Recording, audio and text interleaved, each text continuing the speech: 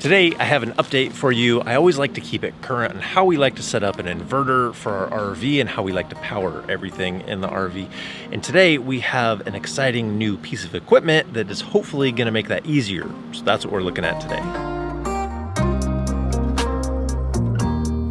How's it going? I'm Jared Gillis. Welcome to another All About RVs. Today I want to give you an update because there's a new inverter that just hit the market that I think is a fantastic option for 50 amp RVs. Victron just came out with a new unit. It's the MultiPlus II. They've had the MultiPlus II out for a while, but it's the new model, the 2X 120 volt, that now has 2 hot legs in and 2 hot legs out, which is going to be fantastic for those 50 amp RVs. So today I wanted to give you an overview as I've pulled it out of the box and kind of looking at it. I want to give you my first impressions, why I'm excited about it and why this is different than the one that we've had previously. For a lot of people installing a new inverter on your RV and you want to have power available everywhere, this is going to simplify the install greatly. So just to be clear, if your RV is 30 amps, this isn't the inverter that I would get. I would actually get the original MultiPlus because it just has the one hot leg in, the neutral, and the ground. That's all you're going to need.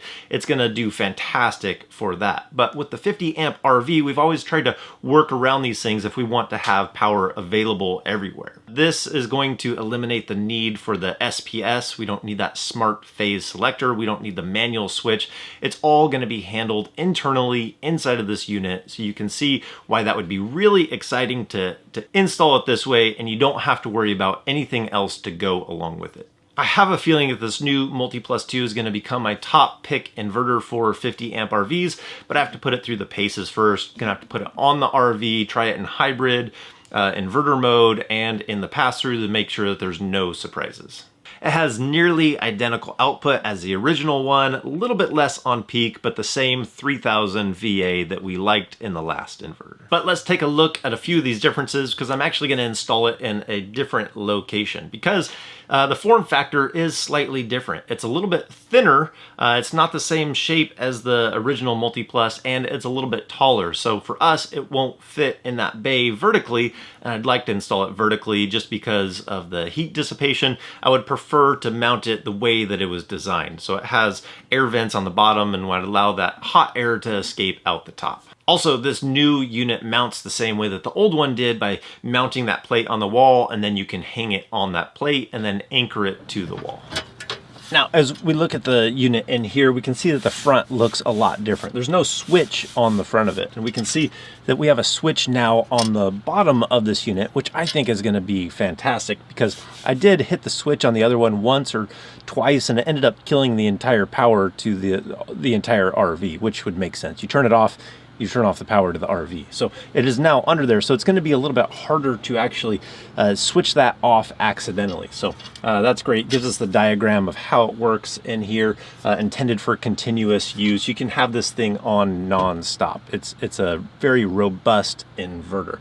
But if we look at the connections underneath here, we have the ports for being able to bring in the AC power, for being able to bring in the ground, and the DC side for being able to connect the batteries to the inverter. It already has everything to protect the wires going through this metal housing on the unit, so the DC side, it's protected on there. It has the grommets that you can cut out for the size of the wire, and then you have the clamps on the inside to tighten down that wire.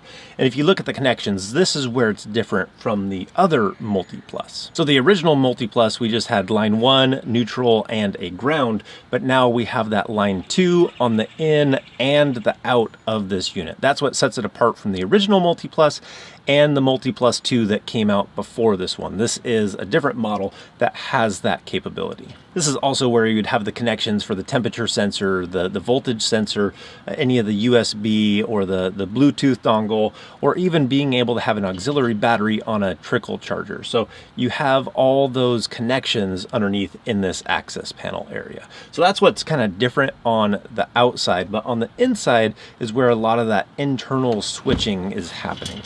So as a first look, as I'm looking at these diagrams, the way that we see the power being distributed, if you're plugged into a 50 amp service, it's going to allow that to pass through the unit.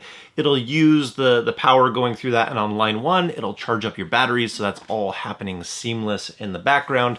And then it's distributed to your RV breaker panel to be able to use however you need. So you have line 1 and line 2. If you were to measure in between those, you would have 240 volts. 120 volts on each of those legs if you were to test it between neutral. Now that's the example of plugging in your RV at a typical 50 amp pedestal that gives you split phase into the system. Now if you're just plugging into single phase, say you're plugging into a 30 amp pedestal at the RV park, the way that it handles internally is it disconnects that line 2 because there is no real line 2. It's just being bridged at the adapter over there where you're plugging in, and it now allows that line 1 to be able to run through the inverter so that you can have the hybrid mode on line 1 and line 2 in the RV. So that switch on line 2 is probably going to be a little bit slower. Traditionally, that switch on line 1 where you have no power to power is extremely fast. You can have computers plugged in and it's not even going to allow those to power down. They're not even going to sense that there wasn't a lack of power. That's how fast the internal switching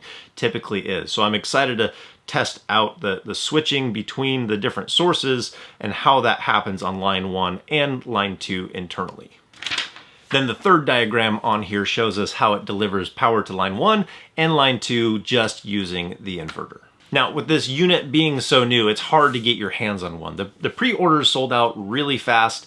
They've started another wave of being able to buy one, but you have to put your name on a list and wait for the next batch to come out. So it's going to be a little slow, I imagine, with these coming out and hitting the market and actually being able to get one. I'll put links down in the description to the places that's easiest to be able to purchase this inverter, and you can check the current prices there. But these inverters, why I like Victron so much is because they pack so much into these. You can make it as high-tech as you would like or as simple as you would like. Well, kind of, because it's already a hybrid inverter with a lot of features packed into it. It's not just a simple inverter, but you don't need to buy the high-end electronics to be able to control it. So in the past, we've done the USB to be able to change the settings. We've done the adapter for Bluetooth for being able to monitor it and change our input current limit. But they actually pack a lot of things that you can put around this inverter. You could have tank sensors, and you could have ways that it can be operated remotely and give you alarms, and